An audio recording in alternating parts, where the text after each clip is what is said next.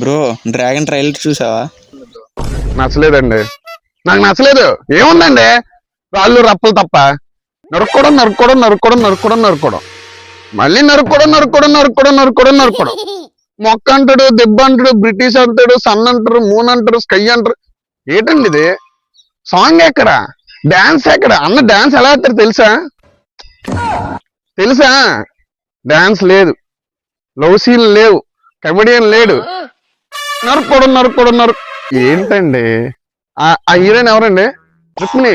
పాప నీకు తెలుగు వచ్చా? నువ్వు ఏ సినిమాలు చేస్తాను తెలుసా? తెలుగుదేశం తెలుసా నీకు? ఏది తెలుగేది? డబ్బులు వద్దా మీకు?